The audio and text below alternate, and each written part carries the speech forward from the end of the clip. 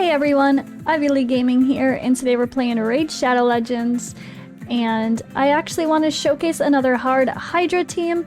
Now this one is a little bit of a variation from the one I've normally been using, and it's a little bit of inspiration from me helping someone out.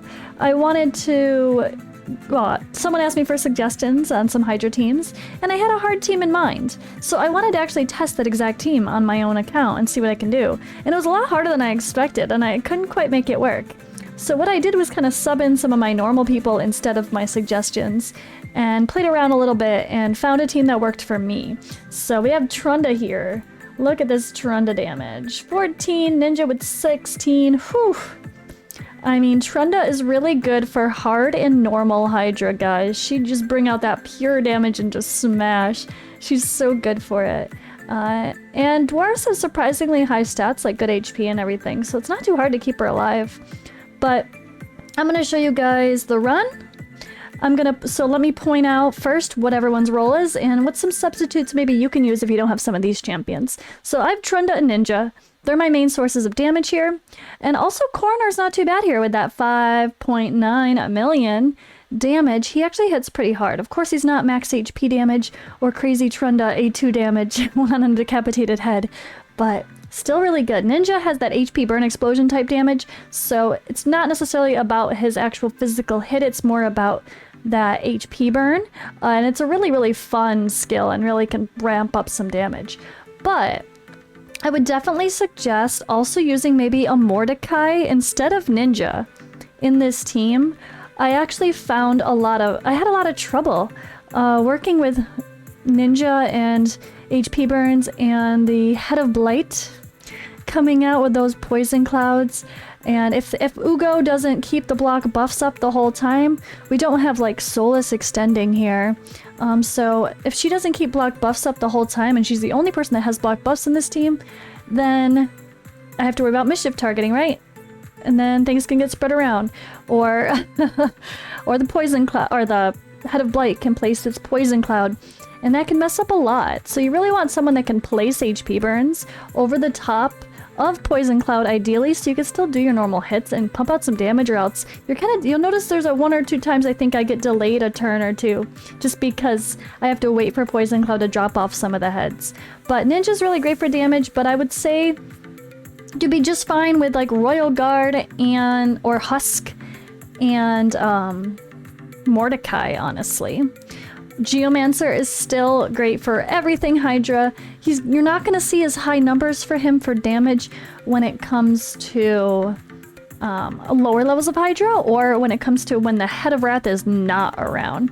But just because the Head of Wrath is not in the starting rotation doesn't mean he's not going to pop up every single time for you. That certainly happens on some of my lower runs in Hard. Even though he's not in the starting rotation, oh, he's definitely there. So you can get some extra damage with Geo when the Head of Wrath is around. It's just a little bit more valuable. But really what I wanted to do here, so I had suggested, I think, Trunda Ninja Bivald, and then another, like, instead of Siffy, maybe, because I don't think the person had two Siffys, like just Godseeker or Arbiter or Ursula, you know, just another reviver. And then Ugo, and they didn't have multiple Ugos, but if they'd get them, definitely Ugo. But I also had Lydia thought of in this team as well for decreased defensive weaken, and then at least a single target block buff. But I really don't know that would be enough. I don't think block buffs would have been enough because, or that one would be enough. It's just a really, really valuable debuff in this game, and I think having someone that does an AoE block buffs is important in every Hydra round to really be successful, unless you're working with stuff like Madame Saris's or Seers that can strip them off. And Oboro is here to be the mischief target, so I wanted to give Oboro a proper try. In hindsight, I would have changed her blessing, but I didn't want to waste stuff changing her blessing back and forth and back and forth. But Cruelty should have been in this team, and that's one thing that I messed up with. So in this run, just kind of notice some of those things. You'll see, like, luckily Oboro, I mean, hard is not too it's not too hard to get the accuracy needed, and she only has an A1 that needs accuracy for the decreased defense. So she's a really great candidate for this Heaven Cast Blessing, but I'll talk about that when we get there. But I do have Ninja and Brimstone, and that definitely procs a little bit. It would have been nicer to put like Coronar and Brimstone, but I don't have that yet. Maybe one of these days look at Coronar and Brimstone, which is amazing for an AoE A1 hitter, so that's one of my wishes for sure. Coronar. But for now, it is what it is. Yeah, this was a solid run actually. I had fun with it. It took me some tweaking of playing with some other champions to figure out what would be the best mix, and then I kind of just went back to the basics with my OG team and then threw a Boro into the mix, and I think she held her own here. So let's go actually, let's watch the run. I'll speed it up a little bit. If you guys want to see it on a slower speed, just turn down your playback speed to a lower, like half speed or something, and you could watch it slowly, and you can notice the different procs and see how the team synergizes. But you'll see it's a lot of fun, and I'll explain the gear after the run.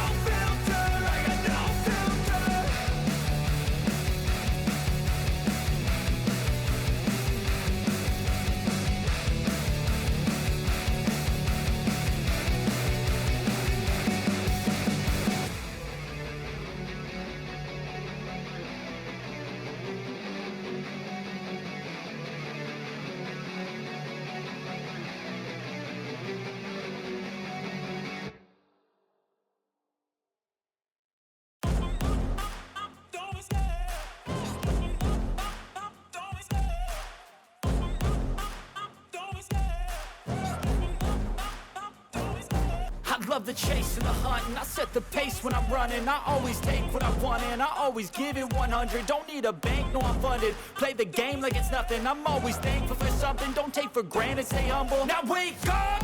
It's time to look at the enemy. Look in the mirror if he is no friend to me. It's not working out, maybe it's the chemistry. It's time to break up so I can make a better me. Better believe in your mind, cause it's everything.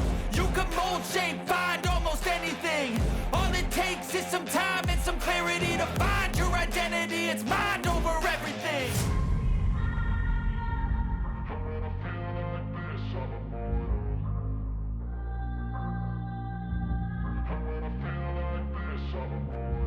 And when I feel like this, I'm immortal. When I feel like this, I'm immortal. When I feel like this, I'm immortal. When I feel like this, I'm immortal. Don't be scared. Don't be scared.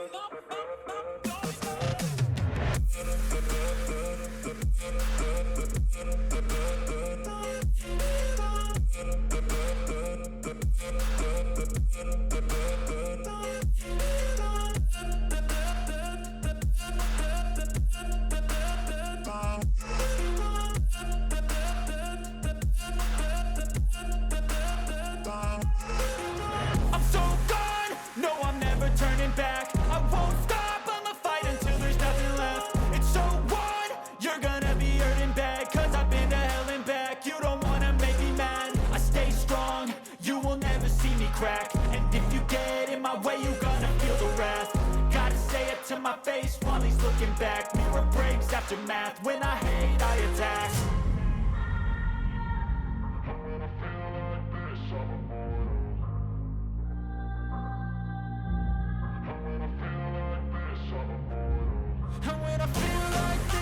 immortal. When I feel like this, I'm immortal. When I feel like this, I'm immortal. When I feel like this, I'm immortal.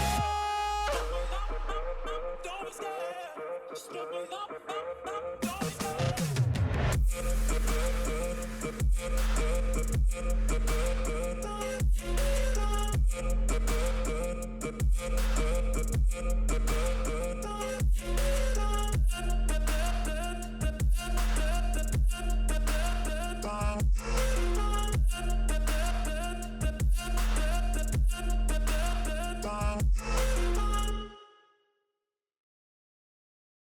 I don't ever slow up, no I don't take shit. I got no love for the fakeness. If you wanna play tough and wanna hate this, I'll always show up. I don't ever slow up, no I don't take shit. I got no love for the fakeness. If you wanna play tough and wanna hate this, I'll always show up and make a statement. I don't ever slow up, no I don't take shit. I got no love for the fakeness. If you wanna play tough and wanna hate this, I'll always show up and make a statement. Everything I do so instinctive and so passionate. Every word I move so descriptive like an adjective. I got a vendetta against people who patented being negative when you should be getting after it. I got facts over tracks, this and that. Spitting slow, spitting fast. I could roast, I could gas. Think I'm okay at last, but I don't know if that can erase all the past. And the pettiness, a reflection of the emptiness. Hilarious, you think you're worth my time, you're delirious. Mysterious, because you hide behind a fake exterior. Inferior, you know I'll always be a bit superior. Get off of me, this ain't no humble brag. I want you to hear words, you can say them back. I want you to feel free from the chains at last, and to believe in what you got, it was built to last, yeah. Now that I've been put through hell, I never got anyone's help. I had to do it all myself.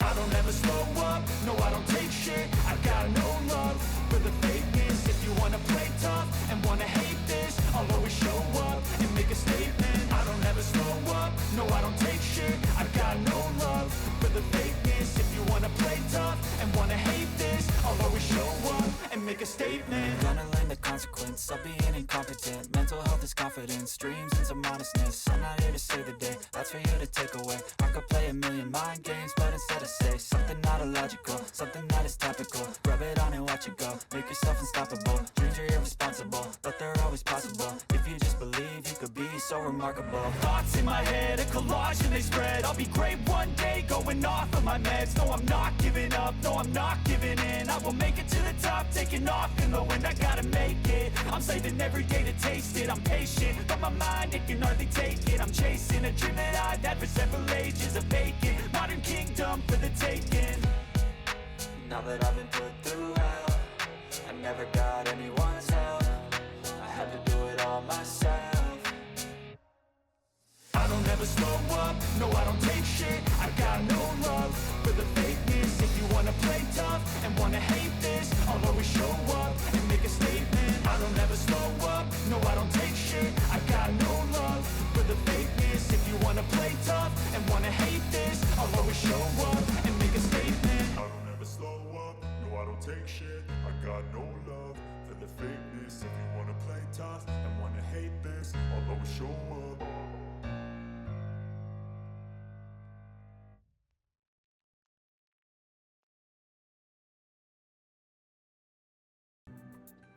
Alright, so first up we have Trunda. I did choose to put her in the lead for sake of the attack for magic champions in all battles by 36%. That's a lot of damage. So that's really going to add to her and Ninja's damage overall. Trunda is just my normal arena Trunda. I did not change masteries or anything for sake of Hydra for this.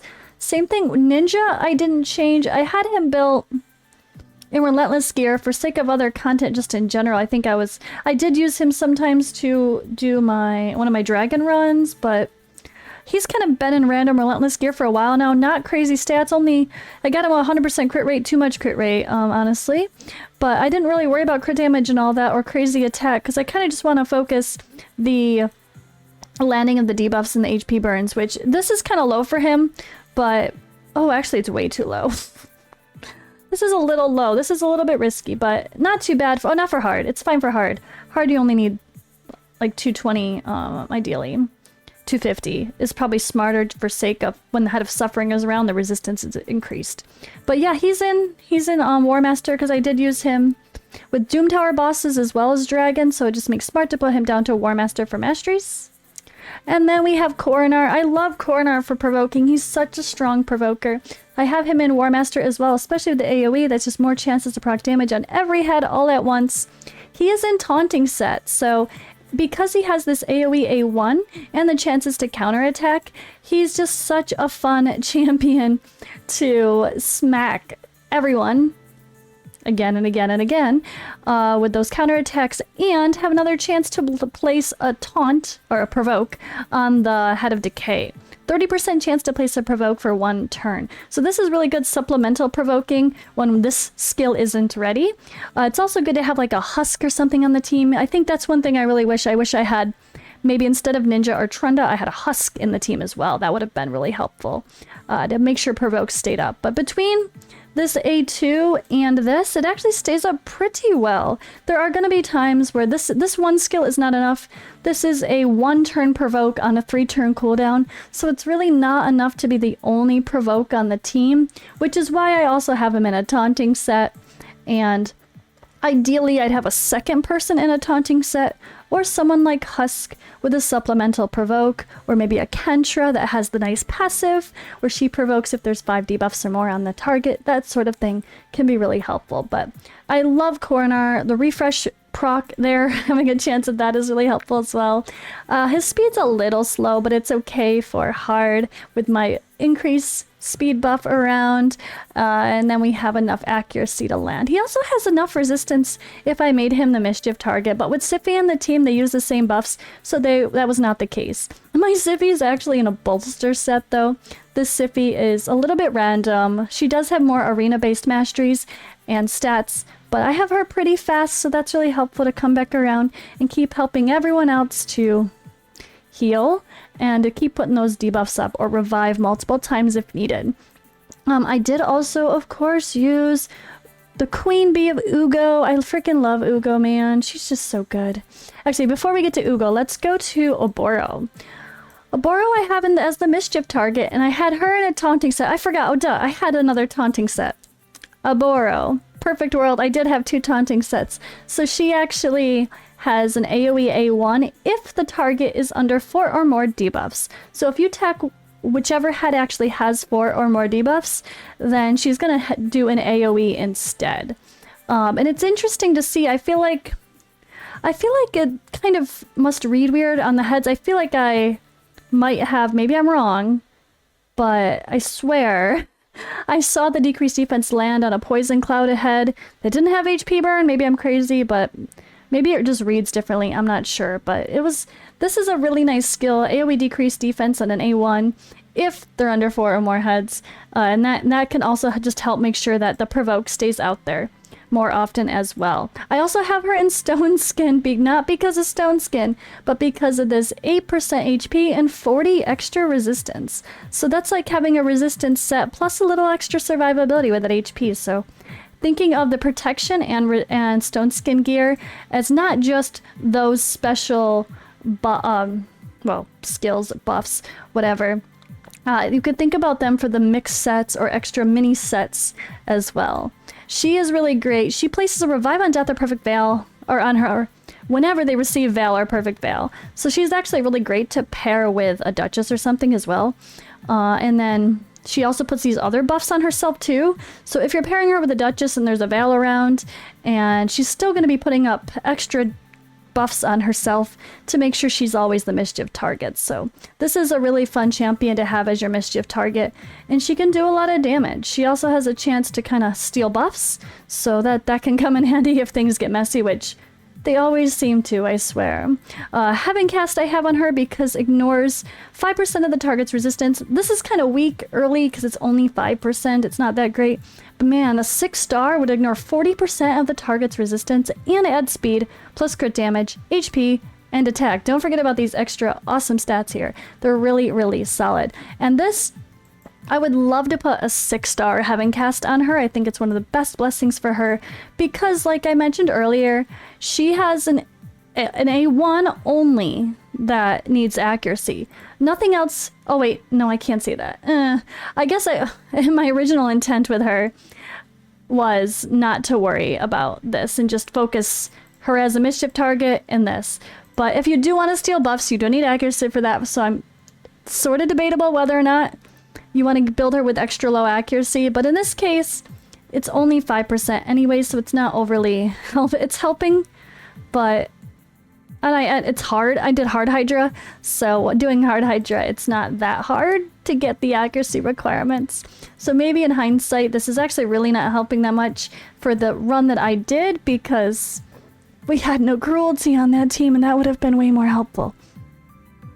But as a secondary thing, this can be good for her because of this as her main focus. If you're not worried about the A2 and you're kind of just focusing her as a mischief target and that AoE decreased defense, then Heaven Cast is great. Another person that Heaven Cast is great for, I'm going to mention real quick, is Husk.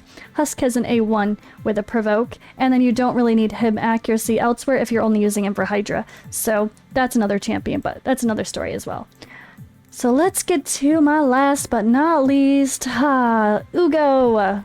I love Ugo. I have 3 Ugos, one for every key of Hydra, and I don't see that changing anytime soon. I can't imagine not using her. Maybe with Ugo if Affinity was well enough and I could actually keep up block buffs enough, but I like using Ugo and Ugo together, honestly, so we'll see about that. But here we go. Relentless Ugo with refresh accessories is pretty perfect, honestly. I feel like it gives plenty of chances, plus the mastery to also have a chance to reduce cooldown. Like, that is just a great combination for Ugo. She has solid defense and HP. If she was the only healer, you want to focus much higher HP for her heals. But in this case, she's not the only healer, so it's okay that I focused a little more defense. And then we have enough accuracy to land her debuffs. Yeah, masteries wise in here. But she is such a good champion. I love Ugo. She's still the queen of Hydra for me. Yeah, this was a good team. It was fun for me to finally bring in Oboro. She's someone that I had booked and leveled to 60, and she's just been sitting there waiting. So every time I do Hydra, especially when it comes to hard and maybe even normal, I'll try to do some interesting comps that I can show you guys, just some different variations of teams I use, just maybe to give you ideas. And the more you watch, if you're struggling with Hydra, the more you watch other people's runs or look at the teams they're putting together and see why. It's not about Siffy, right? It's not. Yes, she's amazing. She's Siffy. But it's about the heal. It's about the revive. And it's about the increased speed. Or maybe if the Head of Wrath is out, you need that increased defense. It's about figuring out what roles you need for your team and trying to check all those boxes in the best way you can. And it's been fun trying to explore. It's been frustrating, I'm not gonna lie, as someone who says I like Hydra now. I've not liked Hydra the past couple weeks when it comes down to experimenting with hard. What I see on paper that sounds like it should be perfect doesn't always flow the way you want it to. So just keep exploring and experimenting with your team's synergies if you're having trouble, and try to pay attention to what does it seem like you're missing. Is Provoke not staying up enough on the Head of Decay? Maybe you need someone else in a taunting set. Or maybe you need 2 provokers, not just 1. But maybe that provoker you need to have more utility on so they could also be a mischief target. Like, just trying to think about what is missing in your team. Are you too squishy? Maybe you don't have a decreased attack debuff in your team? Just think about things like that and kind of analyze where your weakest points are and try to fill those roles with those holes with champions that can fulfill multiple roles. So Anyway, I hope you guys like my Hydra videos. I know Hydra content is probably the least viewed of all raid content right now because it's frustrating and a lot of people just don't like it or don't think the rewards are good enough. So for those of you watching this video, thank you for one. I appreciate the support and watching the channel as you continue to grow your Hydra knowledge. And I'm gonna keep putting out Hydra videos anyway, god damn it. So thanks for watching. I'll see you in the next video.